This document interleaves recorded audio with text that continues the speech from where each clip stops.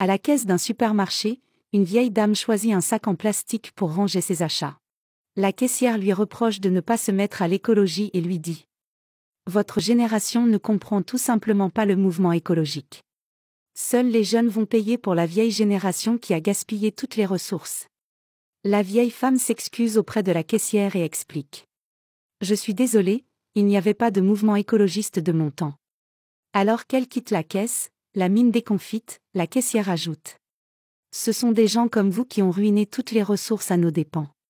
C'est vrai, vous ne considériez absolument pas la protection de l'environnement dans votre temps. Alors, un peu énervée, la vieille dame fait observer qu'à l'époque on retournait les bouteilles de verre consignées au magasin. Le magasin les renvoyait à l'usine pour être lavées, stérilisées et remplies à nouveau. Les bouteilles étaient recyclées, mais on ne connaissait pas le mouvement écologique.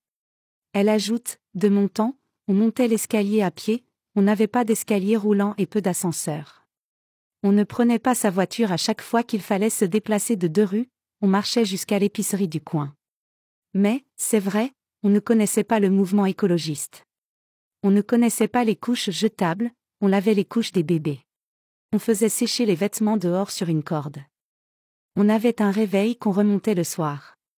Dans la cuisine, on s'activait pour préparer les repas, on ne disposait pas de tous ces gadgets électriques spécialisés pour tout préparer sans effort et qui bouffent des watts autant qu'EDF en produit.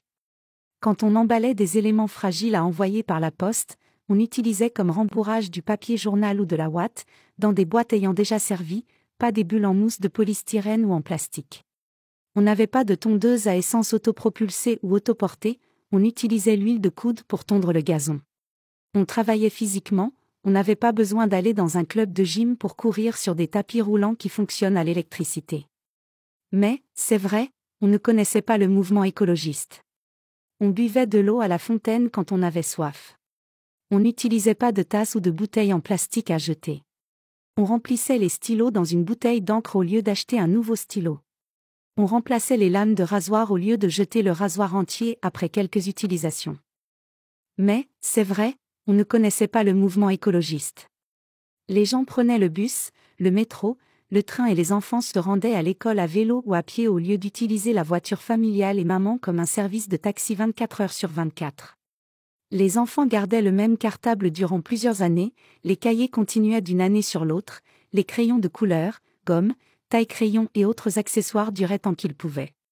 Pas un cartable tous les ans et des cahiers jetés fin juin, de nouveaux crayons et gommes avec un nouveau slogan à chaque rentrée. Mais, c'est vrai, on ne connaissait pas le mouvement écologiste. On n'avait qu'une prise de courant par pièce, et pas de bande multiprise pour alimenter toute la panoplie des accessoires électriques indispensables aux jeunes d'aujourd'hui.